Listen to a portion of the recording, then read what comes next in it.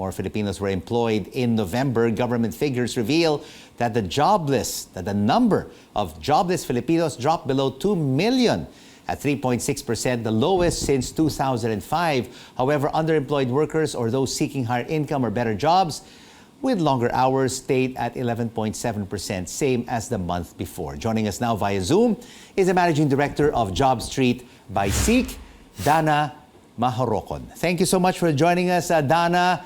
Well, good news today on the employment front. How significant is this drop to 3.6%? Absolutely fantastic. I mean, we've been very optimistic about the latter part of 2023. As the economy has reopened, we do see a significant rise in job openings and companies that are further growing their employee base.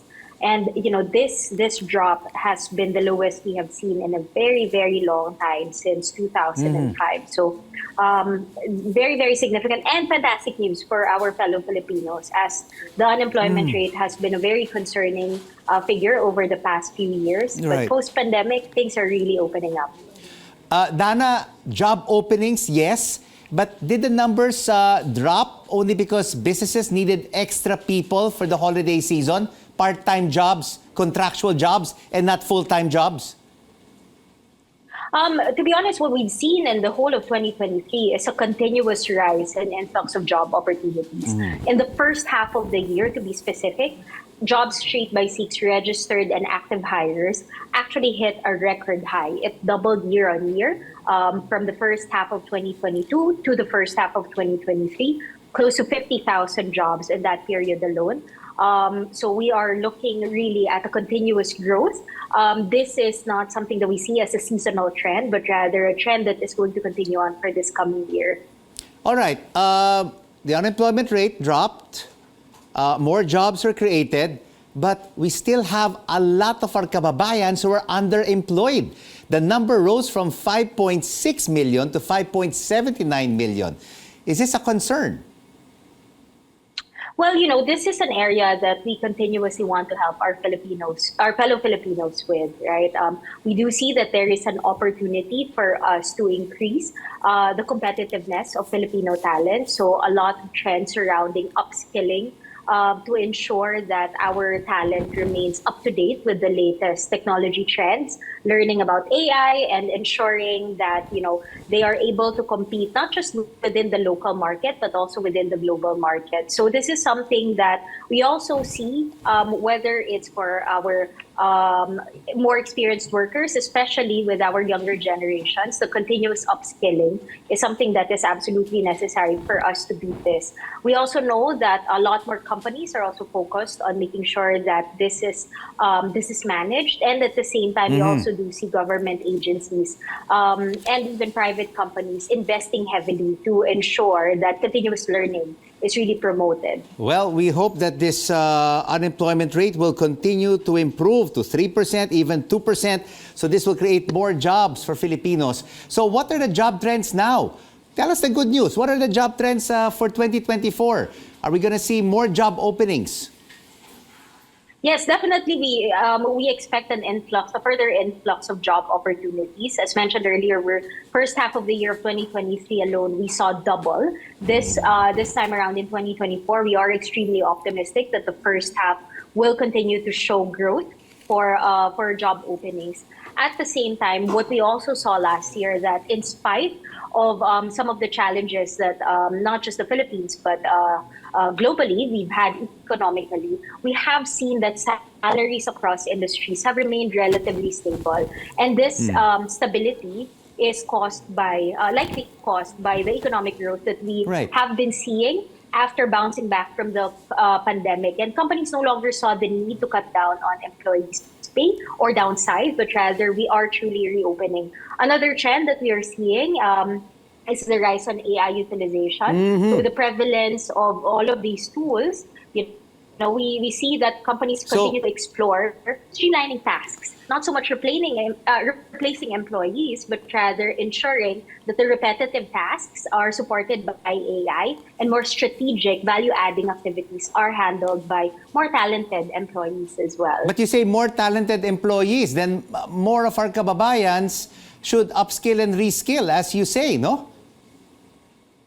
Exactly, exactly. So, this the way we see it, and what we're seeing as a common trend these days, is that AI helps business processes become more efficient. It allows Yeah. more time for our talent to focus on learning new things, whether it's a new tool to Oh. make their jobs more efficient, or a new skill to But- be able to add value to the company, But thereby what- becoming more competitive. But what if our kababayan say, I'm already happy with what I'm doing. I don't want to upskill. I don't want to reskill. I don't want to learn new skills. I don't want to learn anymore. I'm happy with what I'm doing. I'm contented. What happens to them?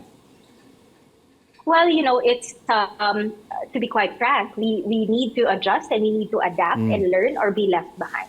We've seen it over the pandemic, right? A lot of the companies digitized over a very, very short amount of time because of need. This time around, because the job market is reopening, you're always a step ahead if you have digital knowledge, whether it's on AI or whether it's on basic Yeah. digital tools. Yeah. It's no longer it's a mandatory, I would say, requirement or a given for people to be digitally inclined. Right? So Dannah, what will be the trends for working kababayans in 2024?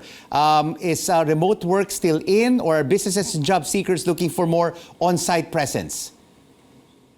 Well, we continue to see that the demands for hybrid work or even remote work opportunities will continue to grow for this coming year. We also see the continuous clamor for project-based or freelance work to be able to expand earning opportunities. We are very optimistic that technology and automation will continue to support businesses and allow Yeah. businesses to grow, thereby creating even more opportunities Yep. for our kababayans. Yeah.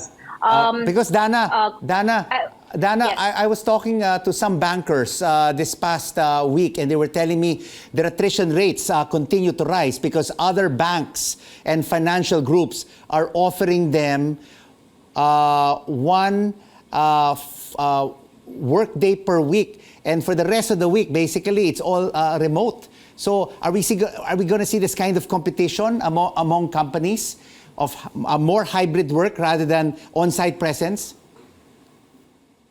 I think it would depend on the nature of the company and the industry that that they are in. We can see that the banking sector is really moving towards digitization, right? A lot more online transactions are happening. Therefore, remote support or in-office support is not really a mandatory requirement these days, as compared to many years ago, where face-to-face transactions in banks are absolutely necessary. Okay. We All right. also see, retail and manufacturing further reopening, and majority of the roles that we have there do require on-site presence. So I guess the way we would put it is, for majority of the digitized companies, remote work and hybrid work is really going to be a negotiating tool for a lot of our very talented Filipinos. But at the same time, there are going to be some industries that will continue to adapt their processes to try to ease into it. All right. Thank you so much for your insights. Great advice. Thank you so much for joining us on The Final Word. Dannah Majarocon, Managing Director of Jobstreet by Seek.